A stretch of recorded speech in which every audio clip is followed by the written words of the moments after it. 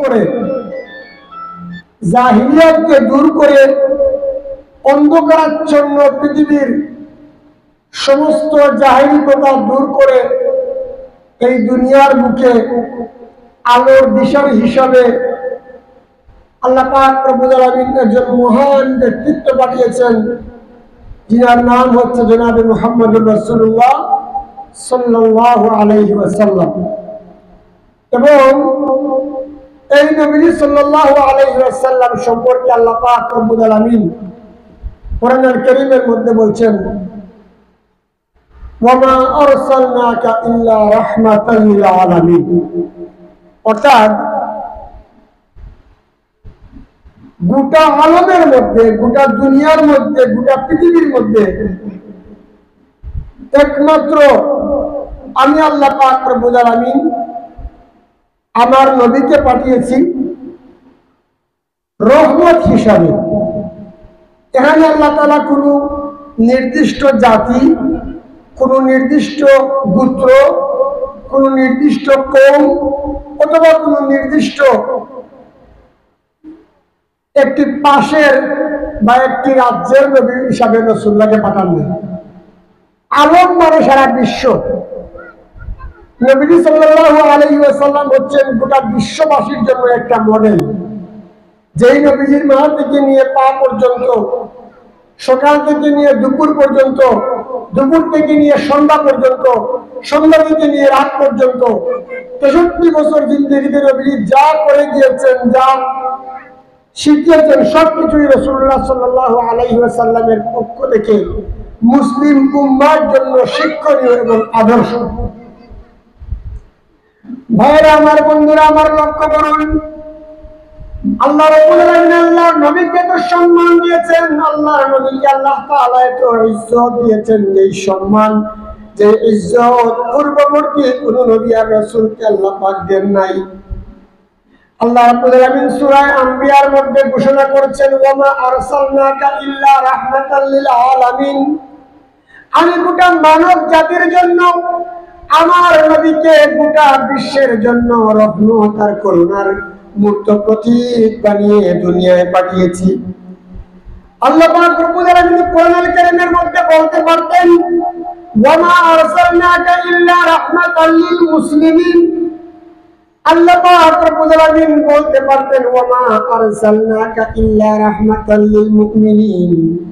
আল্লাহ পাক এককভাবে নির্দিষ্ট কোনো মুসলমান জাতি অথবা নির্দিষ্ট কোনো গোত্রের কথা বলেন নাই।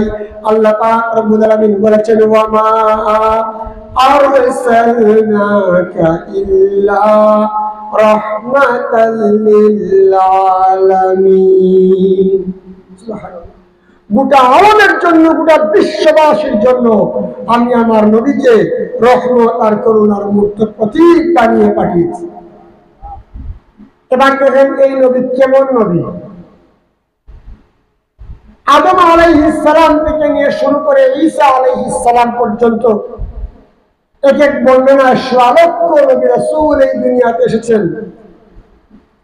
কিন্তু সমস্ত নবীদের মাপছাদা, সমস্ত নবীদের নামের হাসন, সমস্ত নবীদের গুণাবলী,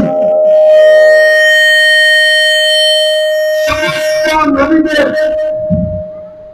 দ্বীনি দায়িত্ব, দ্বীনি আঞ্জাম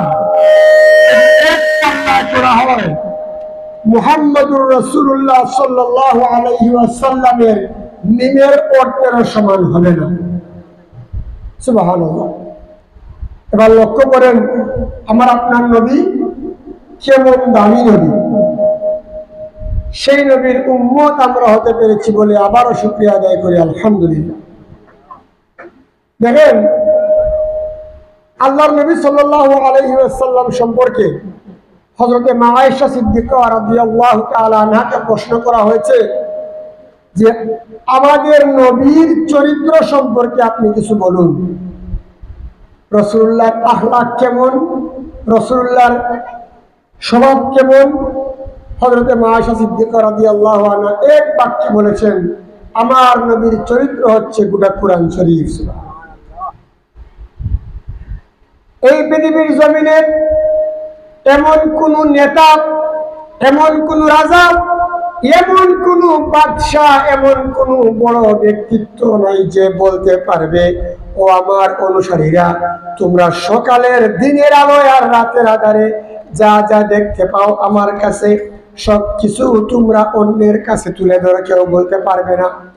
কিন্তু এই পৃথিবীর নিচে, এই পৃথিবীর জয় দুনিয়ার জমিনে, আকাশের নিচে, জমিনের উপরে একমাত্র একজন ব্যক্তি মুহাম্মদুর রাসূলুল্লাহ সাল্লাল্লাহু আলাইহি ওয়াসাল্লাম, যিনি বলেছেন, ও আমার উম্মতেরা রে, তোমরা সবাই দিনের আলোতে আর রাতের আধারে যা যা আমার কাছে দেখতে পাও তা খুলে খুলে মানুষের কাছে তুলে ধরো।